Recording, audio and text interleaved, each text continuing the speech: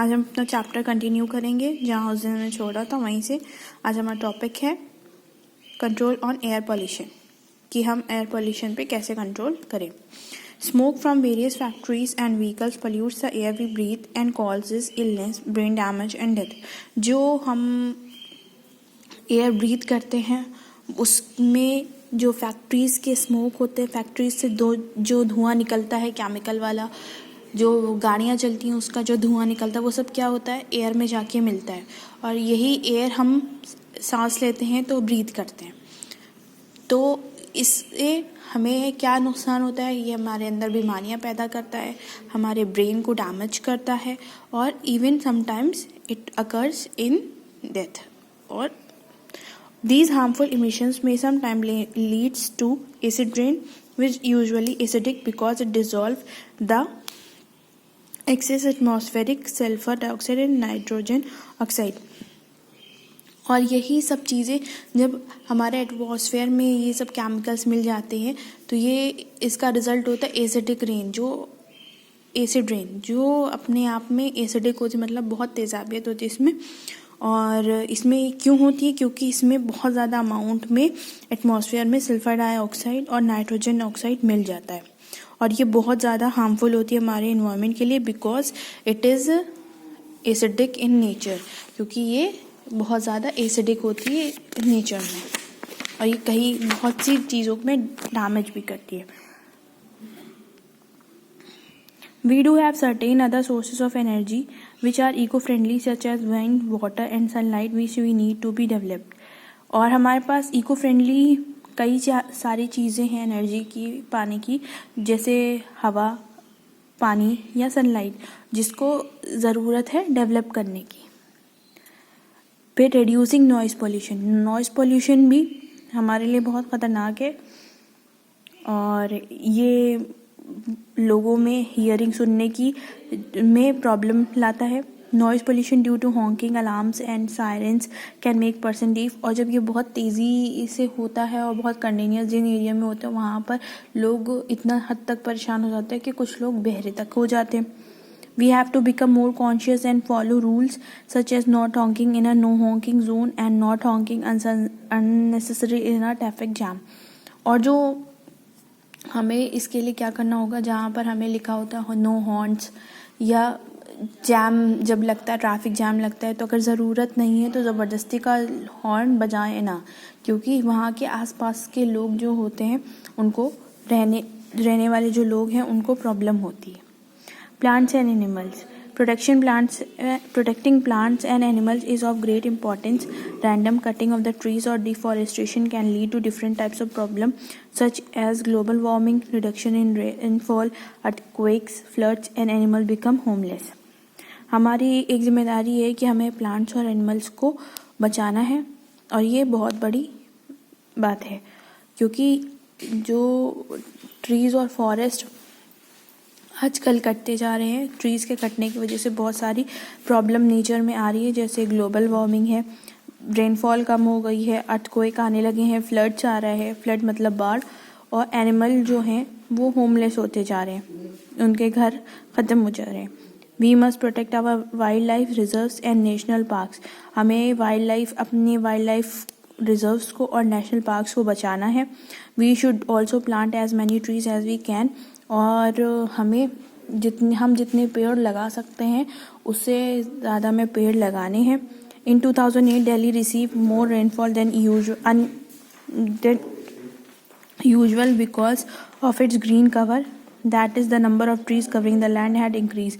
2008 में दिल्ली में ज़्यादा बारिश हुई क्योंकि वहाँ पर ग्रीन कवरेज बढ़ गया। वो किसके वजह से, क्योंकि वहाँ पर ज़्यादा अमाउंट में पेड़ लगाए गए। This planting of new trees is called afforestation. और जब नए पेड़ लगाए जाते हैं तो उसको कहते हैं afforestation. Various wild animals are dwindling in number. This is due to various factors such as scarcity of food, habitat loss, poaching, etc. The government has taken different steps such as building wildlife sanctuaries and national parks to protect these endangered species and provide these animals a natural habitat. बहुत से लोग हैं जो हमारे nature में पहले मिलते थे, अब नहीं मिलते हैं. उसकी वजह एक ये भी है कि उनको खाने की कमी होने लगी है.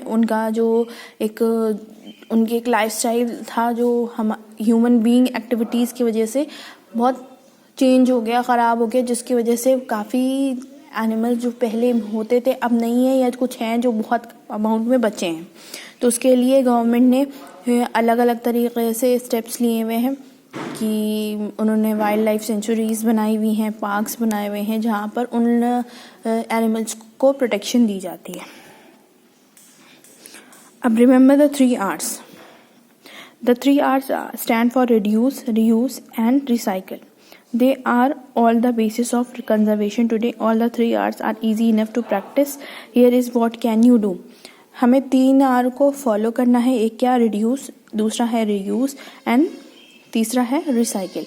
अब हम ये देखते हैं हम अपनी लाइफ में इन 3 R को प्रैक्टिस करके अपने नेचर को, अपने इन्वायरमेंट को बचा सकते हैं. वो 3 R क्या है देखते हैं. हमें रिड्यूस क्या करना है. सबसे पहले हम ये पढ़ते हैं, टेक अ बस और a car pool to school, you won't be adding to the air pollution that way. जो एक पब्लिक बस या पब्लिक ट्रांसपोर्ट या पब्लिकली जो भी चीज़ें हमें ट्रांसपोर्ट की अवेलेबल हैं स्कूल जाने के लिए, तो उसको हम यूज़ करें, ना कि अपना अपना निकालें.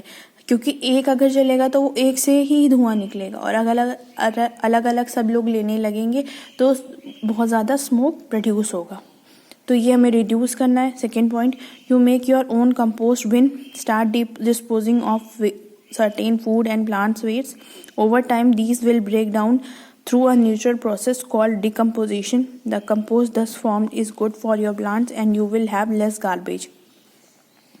हमें जो हमारे घर का जो सब्ज़ी का छिलका और ये कूड़ा वगैरह निकलता है, तो इस सब्ज़ी का छिलका है, किचन का वेस्ट जितना भी होता है, हमें उसको एक कंपोस्ट बिन बना करके उसमें इकट्ठा करते जाएं, जिसकी वजह से हमारा जो कूड़ा होगा रोज़मर्रा का वो कम हो जाएगा. और प्लस हमारे लिए एडवांटेज ये होगा कि जो ये किचन वेस्ट जो हमारा होता है, ये हमारे लिए एक फर्टिलाइज़र का काम करेगा, जो हम प्लांट्स, अपने घर में प्लांट्स लगा करके उसमें यूज़ कर सकते हैं उसको. Save energy by switching off all electrical equipments such as light, fans, TV etcetera when you are not using them.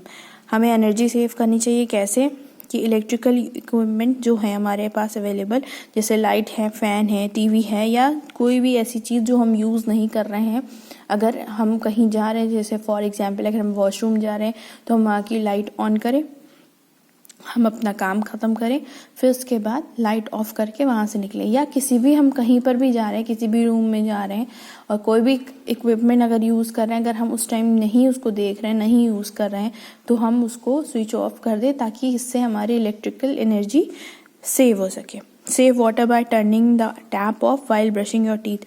और सबसे कॉमन चीज़ जो सब लोग ज़्यादातर यही करते हैं कि ब्रश कर रहे हैं तो पानी इतनी देर खुला है, पानी बह रहा है, तो पानी तो हमारा नाली में जा रहा है, तो पानी हमारा वेस्ट हो रहा है, तो हमें इसको भी बचाना है. अब हम ये देखते हैं कि हम रीयूज़ कर सकते हैं. Instead of throwing the things away, try to find out some ways of reusing them. Take cloth sacks to make market instead of paper and plastic bags. In this way you will save some trees. हम जब market जाते हैं तो हमें paper bag चाहिए होते हैं, या लिफाफे चाहिए होते हैं, या प्लास्टिक बैग चाहिए होते हैं. और ये पेपर बैग ये सब भी किससे बनते हैं, ट्रीज़ की कटिंग से. मतलब जब ट्रीज़ कटते हैं तब ये पेपर्स फॉर्म होता है. तो इसकी जगह हम क्या कर सकते हैं, अपने घर में कपड़े के झोले जो होते हैं वो मार्केट जाने के लिए यूज़ कर सकते हैं. उससे हमारे एनवायरनमेंट को हम सेव कर सकते हैं, ट्रीज़ को कटने से बचा सकते हैं. Donate your old clothes and toys to poor people. जो हमारे पुराने कपड़े और पुराने खिलौने हैं वो हम गरीबों को दें. Right on both side of paper के दोनों साइड हमें लिखना चाहिए. Make gift covers out of newspaper, trees will be saved. और जो हम गिफ्ट कवर करते हैं, तो वो जो हमारे घर में न्यूज़पेपर आते हैं, हम उससे ही कवर कर लें, ताकि अलग से हमें कवर करने की ज़रूरत ना पड़े और हमारे ट्रीज सेव हो सके. मेक श्योर दैट यू अब रिसाइकिल देखते हैं. Make sure that you use product which can be most recycle. हमें ऐसे ये देखना चाहिए कि हमें ऐसे प्रोडक्ट यूज़ करना चाहिए जिसको हम रिसाइकल कर सकें, मतलब वापस अपने किसी काम में ला सके, ऐसे प्रोडक्ट्स यूज़ करना चाहिए। यूज़ पेपर जुडिशियसली, हमें प्लास्टिक बैग्स वगैरह की जगह पेपर्स का ज़्यादातर यूज़ करना चाहिए। Make sure that you separate items while disposing into those which can be recycled and those which can not. और जब हम कूड़ा फेंकें तो हमें ये चीज़ें देख लेनी चाहिए कौन सी चीज़ें रिसाइकल हो सकती हैं और कौन सी चीज़ें नहीं हो सकती, तो हमें आइटम्स अलग अलग करके फेंकना चाहिए। Find your local recycling office and ask for help and information. और हमारा जो लोकल रिसाइकलिंग ऑफिस है उस पे हमें वहाँ पर जा कर के हमें हेल्प और ज़्यादा से ज़्यादा इंफॉर्मेशन लेनी चाहिए। तो यहाँ पर आपका ये चैप्टर कंप्लीट हो गया। अब हम इसके आगे इसकी एक्सरसाइज करेंगे।